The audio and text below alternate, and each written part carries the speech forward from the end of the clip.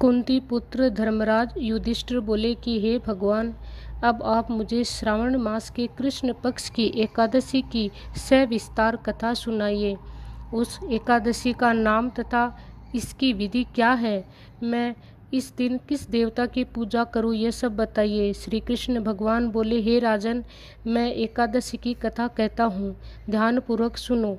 एक समय इस एकादशी की पावन कथा को भीष्म पितामह ने लोकहित के लिए नारद जी से कहा था। एक समय नारद जी ने पूछा कि पितामह, आज मेरी श्रावण माह के कृष्ण पक्ष की एकादशी की कथा सुनने की इच्छा है, अतः अब आप एकादशी की व्रत कथा विधि सहित सुनाइए। भीष्म पितामह नारद जी के वचनों को सुनकर बोले, हे नारद जी, आपने मुझसे यह अत्यंत सुंदर प्रश्न किया है। अब आप ध्यान पूर्वक सुनिए। श्रावण माह के कृष्ण पक्ष की एकादशी का नाम कामदा है। इस एकादशी की कथा के सुनने मात्र से ही वाजपेय का फल मिलता है। कामदा एकादशी के व्रत में शंख चक्र गदाधारी विष्णु भगवान की पूजा की जाती है। जो मनुष्य इस एकादशी को धूप दीप नैवेद्य आदि से भगवान विष्णु की पूजा करते हैं, उन्हें गंगा स्नान के फल से भी बड़ा फल मिलता है। यही फल सूर्य चंद्र ग्रहण, केदार और कुरुक्षेत्र में स्नान करने से मिलता है।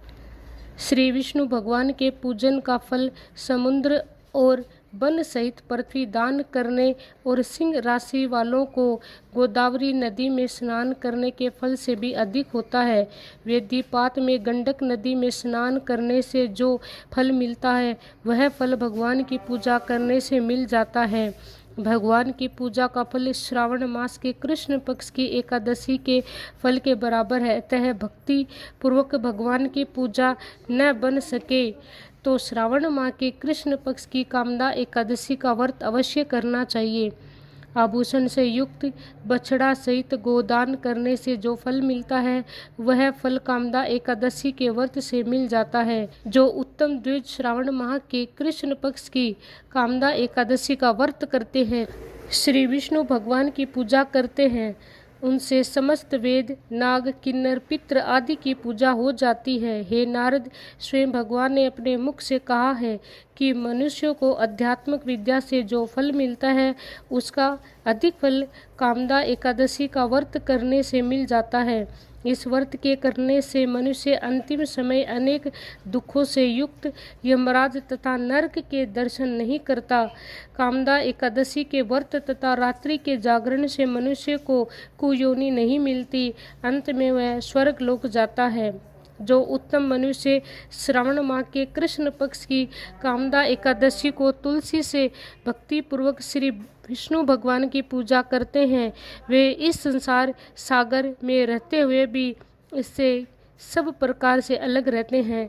जिस प्रकार कमल जल में रहता हुआ भी जल से अलग रहता है, भगवान की तुलसी दल से पूजा करने का एक फल भार स्वर्ण और 4 बार चांदी के दान के फल के बराबर है। श्री विष्णु भगवान रत्न मोती मणि आभूषण आदि की अपेक्षा तुलसी दल से अधिक प्रसन्न होते हैं। जो मनुष्य भगवान की तुलसी दल से पूजा करते हैं, उनके समस्त पाप नष्ट हो जाते हैं। हे नारद, मैं स्वयं भगवान की अत्यंत प्रिय श्री तुलसी को नमस्कार करता हूँ। तुलसी के दर्शन मात्र से मनुष्य के समस्त पाप नष्ट हो जाते हैं और शरीर के स्पर्श मात्र से मनुष्य पवित्र हो जाता है। तुलसी जी को जल से स्नान कराने से मनुष्य की समस्त यम यातनाएं नष्ट हो जाती हैं। जो मनुष्य तुलसी जी की भक्ति पूर्वक भगवान के चरण कमलों में अर्पित करता है, उससे मुक्ति मिलती है। जो मनुष्य एकादशी के दिन भगवान के सामने दीप जलाते हैं, उनसे पितृ स्वर्ग लोक में सुधा का पान करते हैं। जो मनुष्य भगवान के सामने घी या तिल के तेल का दीपक जलाते हैं, उनको सूर्य लोक में भी सहस्त्रों दीपकों का प्रकाश मिलता है। इस व्रत के करने से ब्राह्मण हत्या आदि सभी के पाप नष्ट हो जाते हैं और इस लोक में सुख भोगकर अंत में विष्णु लोक को जाते हैं।